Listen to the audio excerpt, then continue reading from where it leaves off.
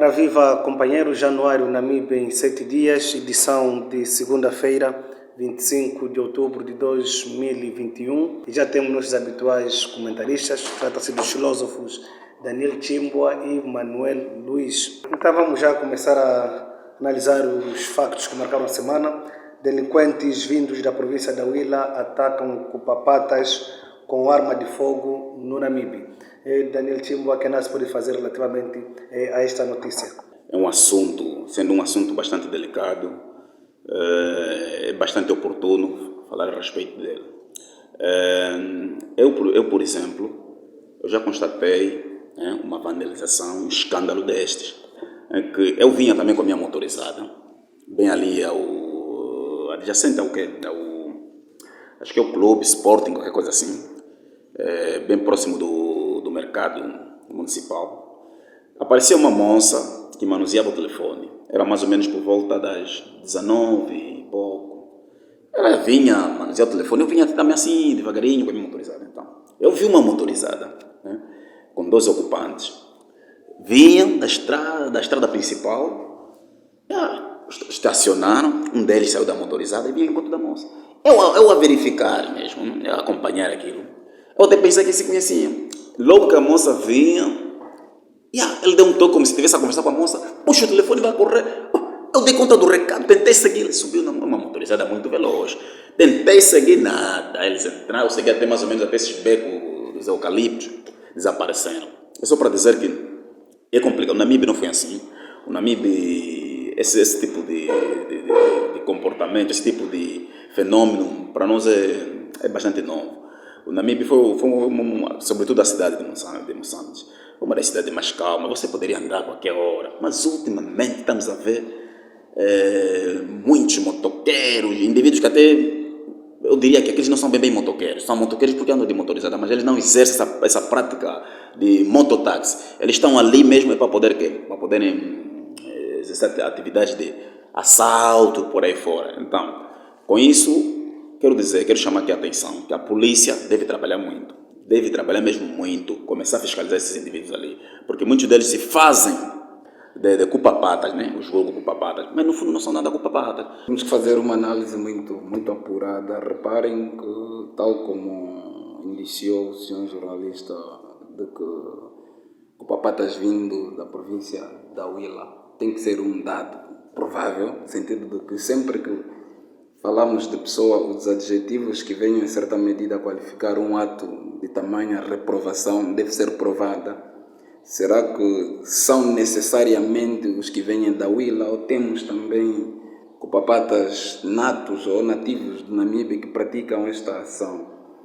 Para não criarmos aqui um sentimento de aversão a esses, porque em certa medida talvez até possa ser alguns, não todos, mas o juízo generalizado, isso pode pecar, em certa medida por defeito. Mas em todo caso, tal como diz o companheiro, registrando esse tipo de prática, sem querer rotular quem seja, mas há uma necessidade de que a polícia faça um trabalho aturado no sentido de que venham a garantir a tranquilidade dos munícipes, porque se calhar os cupapatas compõem 50%, 60% ou 70% de meio de deslocamento das pessoas. Eu que falo também sou usuário desse tipo de serviço. Começamos a nos sentir ameaçados em certa medida por essas práticas. E isso sim, se calhar se nós quisermos fazer uma abordagem mais profunda, remeter-nos às causas que levam a este tipo de prática. Acho que é tão evidente da condição precária da saúde de vida, das pessoas. Logo, nada justifica uma prática na qual coloca em perigo a vida, o bem-vida das pessoas, mas, mais uma vez, vamos aqui fazer um pedido à polícia que redobrem os esforços no sentido de garantir a tranquilidade e quem for apanhado em flagrante ou não só, seja responsabilizado criminalmente.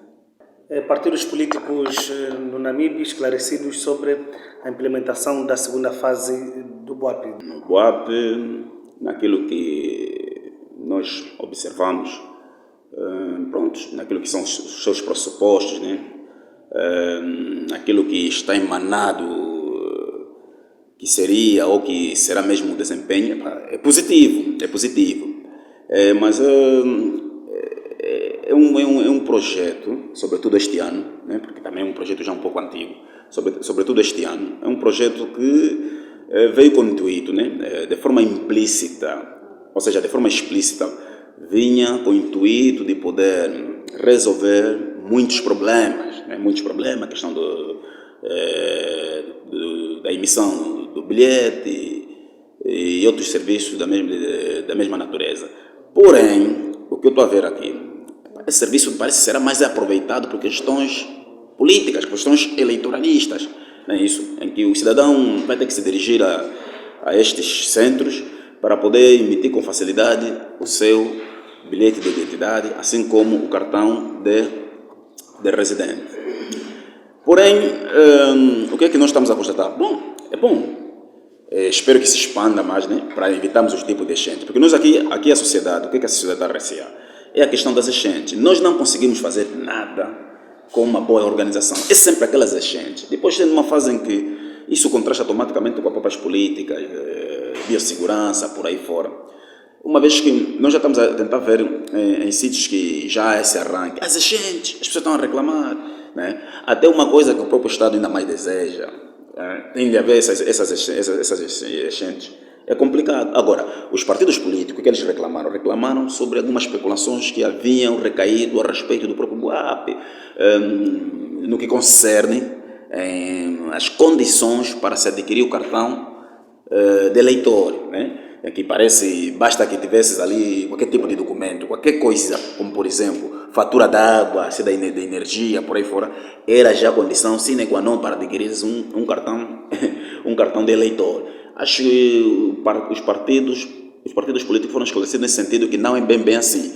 Bom, eu não sei exatamente quais foram os esclarecimentos, mas a ser verdade, se qualquer indivíduo para adquirir esse tal cartão, basta que tenha aquele tipo de documento, fatura d'água, por aí fora, já consegue adquirir o cartão de eleitor. Isso é coisa de interrogar. Com as eleições, não podemos brincar com as eleições são coisas sérias, e para termos um documento que nos certifica ou que nos dá a prerrogativa de nós podermos um dia participar na mesa de voto, é preciso que haja essa serenidade. Não é apresentar qualquer tipo de documento, já tenho direito ao cartão. Eu acho que é mais ou menos nesse sentido. É importante, olhando pelas atribuições que o BUAP, ou as tarefas que o BUAP vai desempenhando, né? Faz-se necessário de que os partidos políticos acompanhem, em certa medida, passo a passo em que for dado. Mas, a par dos fantasmas criados, se calhar esses fantasmas que as pessoas vão criando relativamente ao BUAP, na perspectiva de que seja um meio que pode potencializar uma determinada influência do ponto de vista de eleição ou falsificação de qualquer uma coisa, pode ser consequência da falta mesmo de explicação ou de detalhamento às pessoas, aos partidos políticos e necessariamente à população em geral. Logo, nós apelamos que esta forma de explicação, de tornar mais fácil e compreensível a função que vai desempenhar ou a importância do BUAP seja reiterada. Mas ainda assim nós também queremos aqui, em certa medida, pensar que, tal como diz o companheiro, há uma enchente enorme neste serviço, e olhando pela circunstância que nos encontramos, época da pandemia, talvez isso poderia, em certa medida, servir de reflexão no sentido de descentralizarem mais ou criarem mais outros balcões para viabilizar isso. A par da questão da concentração excessiva das pessoas, também o processo moroso e lento da própria emissão do cartão, há uma necessidade de que nós não somos contra as inovações, mas nós somos a favor das inovações, mas sempre apelamos de que essas inovações que sejam mais céleres, que simplifiquem de facto as coisas. Não é um munícipe vai para tratar o seu cartão ou para fazer o registro oficioso, tem que levar 3, 4 horas. Isso cria um desgaste psicológico.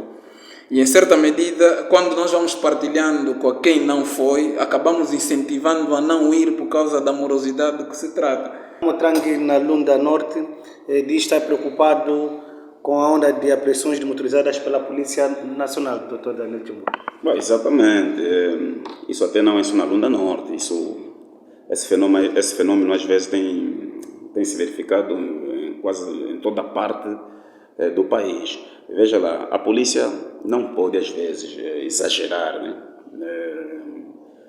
Não pode ser muito excessiva no que concerne essa situação, porque, veja lá, nós estamos perante um governo que criou, em vez de criar políticas para que o cidadão tenha mais emprego, não, é um governo que promove desemprego em todos os dias.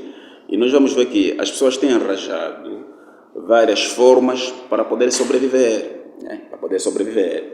Bom, nós há pouco, no primeiro tema, no primeiro assunto, nós falamos sobre a questão de haver essa proliferação de muitos indivíduos que têm aparecido de outras províncias, que de forma explícita apresentam-se como se fossem indivíduos que vão fazer trabalho de mototáxi, mas de forma implícita eles vêm com outros objetivos, né? Mas isso também não são todos. Como a polícia às vezes, aquilo que disse meu companheiro, às vezes não tem problema de fazer trabalho de profundidade para poder distinguir quem é que está exercendo essa atividade com honestidade, então não deve apreender com aquele indivíduo que ande de moto seja um delinquente, não deve fazer isso. Daí que, se não fizer, haver esses excessos, essas irregularidades. Até por exemplo, cá em Moçambique, também já houve esse excesso por parte da polícia, mas depois houve alguns rumores, até porque não só o senhor Chicoca, Armando Chicoca, ele rebateu-se muito sobre isso, até que essa prática depois ficou mais ou menos acautelada.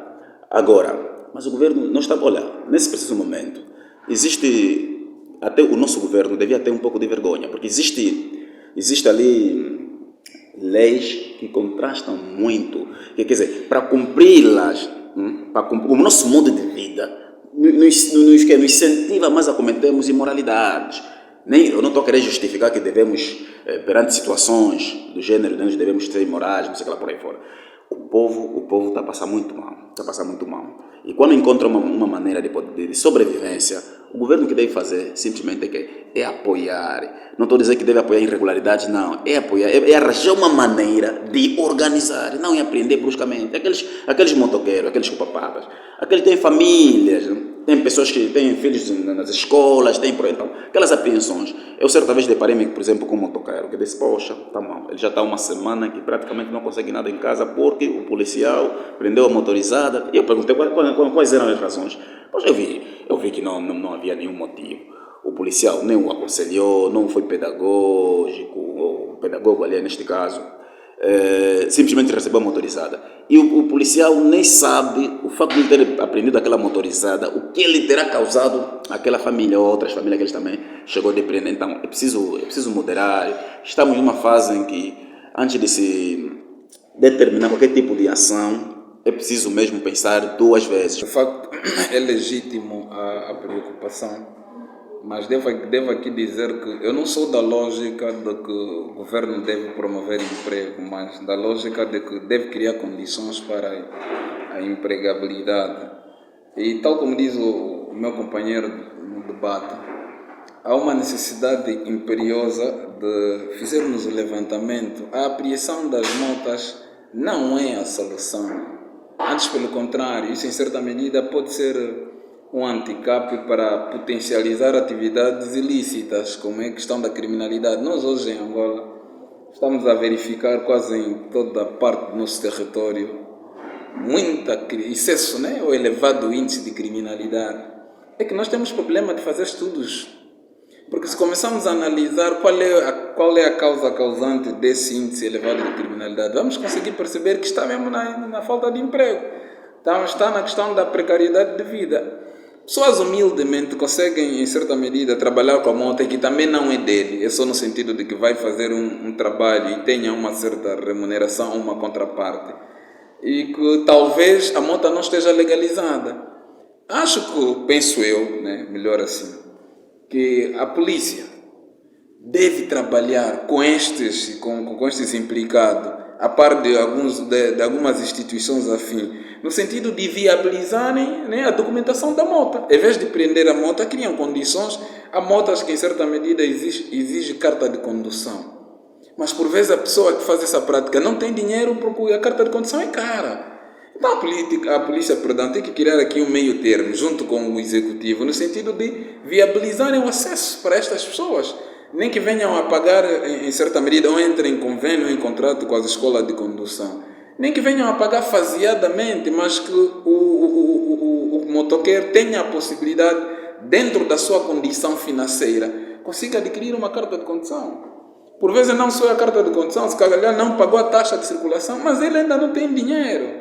Acho que há uma necessidade de nós começarmos a olhar em políticas que, em certa medida, acabam humanizando mais a pessoa, em vez de segregar, ou em vez de ser um potencial elemento para impelir a práticas ilícitas. Logo, para mim, no meu ponto de vista, é legítima a reclamação da Amotranque, e isso deveria, em certa medida, os órgãos da polícia pensarem, refletirem profundamente no sentido de criarem um meio termo, porque quando eles precisam da colaboração da população, apela a população a colaborar. Nesse momento a população pede que a polícia também colabore com eles, no sentido de que criem políticas sociais que possam não só prenderem as motas, o que não é muito correto, porque vai desalojar, ou seja, vai deixar famílias encarecidas, porque algumas dependem, sobrevivem em certa medida daquela prática, mas no sentido de que viabilizam aquilo que faz com que a moto não seja legalizada, como é o caso da carta de condução, se calhar o pagamento de seguro, ou então a legalização da própria moto. Tudo seja feito no sentido de que a polícia não perde e o motoqueiro não perde, mas todos eles poderão ganhar, porque paulatinamente o motoqueiro poderá adquirir a sua carta de condução e posteriormente legalizar a moto ou então fazer o pagamento da taxa de circulação. A bióloga marinha Tainara Mas afirma que a pandemia da Covid-19 trouxe um estilo de vida precário na vida das populações. Exatamente.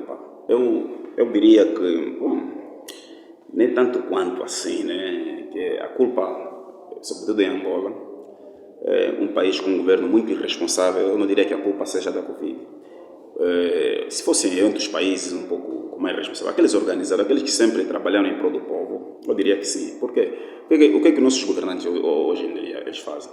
Eles aproveitam-se de tudo um pouco. Tiram qualquer tipo de situação que aconteça na sociedade, eles tiram sempre um aproveitamento político. No princípio, tudo bem, houve desgaste por aí fora, não havia aquele controle, houve um certo clima, né, de medo, né? Os governantes ficaram tão preocupados que, tiveram que gastar muito dinheiro, muitos quadros.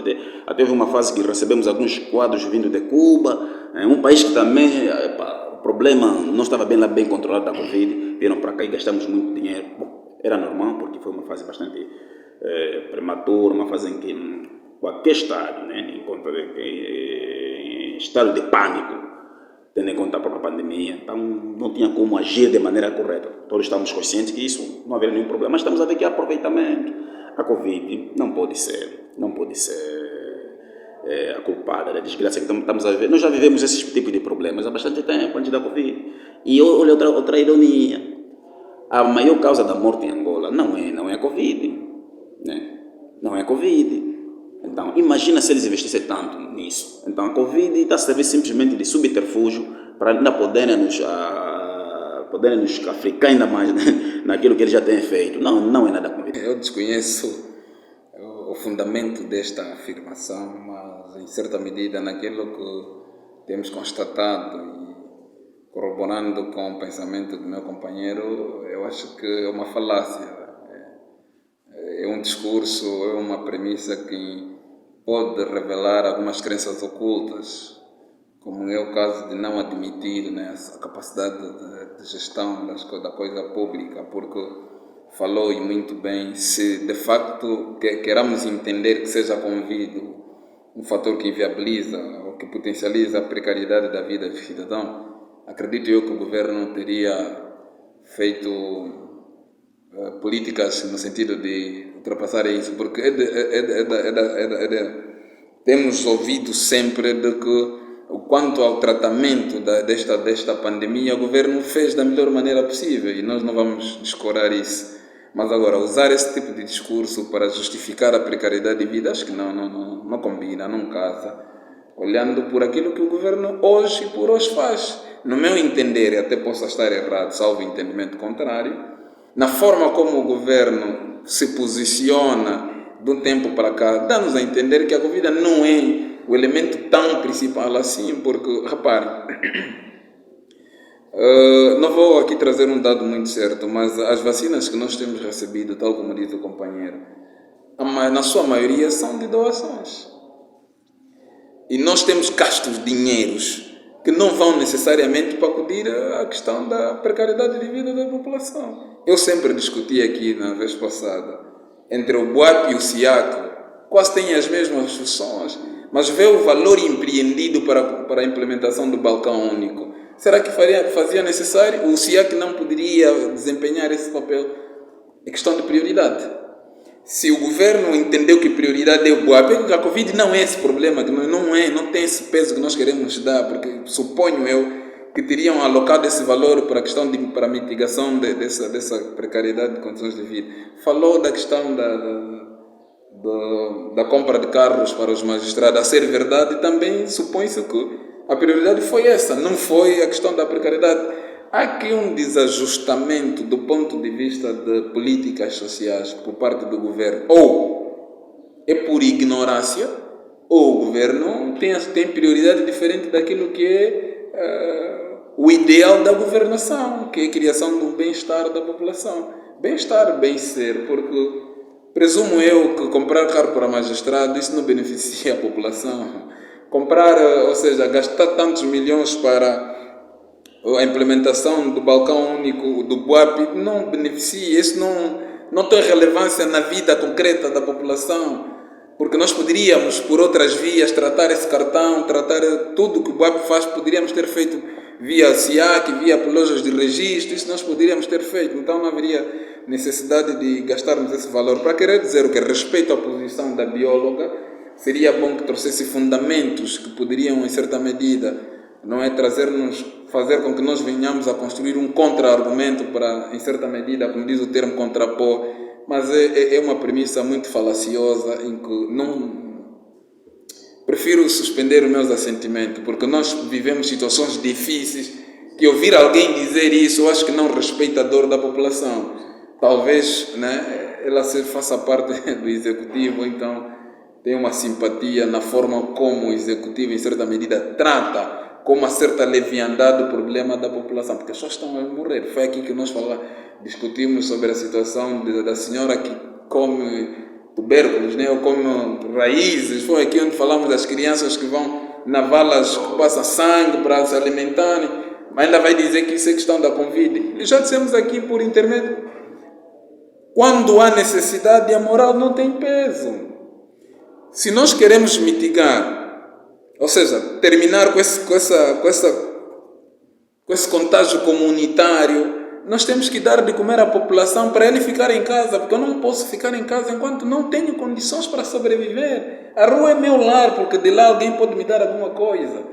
Comunidades de Cafunfo, na Lunda Norte, denunciam haver caças bruxas aos membros do movimento protetorado do Lunda Chokwe.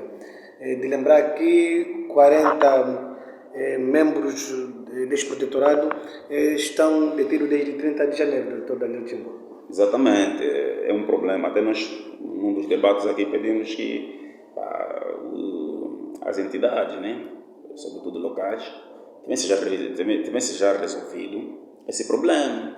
Porque já demos conta agora veja lá o que está acontecendo. Já demos conta agora que aquilo é mesmo uma perseguição. Eu havia dito que era uma suposta perseguição. Agora, se os próprios agora vêm reclamar que é uma espécie de caça às bruxas, então não há nenhuma. Olha, o problema é que aquela província é uma província que já se despertou. E o regime, normalmente, o regime que faz é isso. A primeira coisa, quando dá conta que a consciência de uma determinada sociedade tende a despertar, provoca esse tipo de artimanhas, esse tipo de perseguições, por aí fora. Hoje em dia, se você reivindica os seus direitos, todo tipo de sujeira recai sobre ti. Não pode ser isso.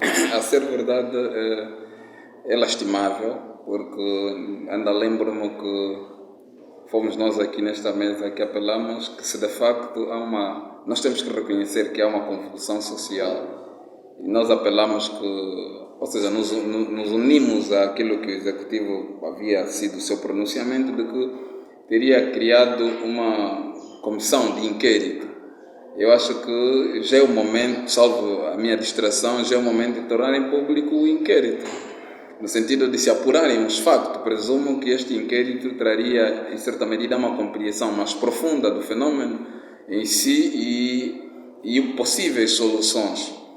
Eu tenho sempre dito que há uma necessidade, ou seja, a incompreensão de alguns conceitos dá no que dá.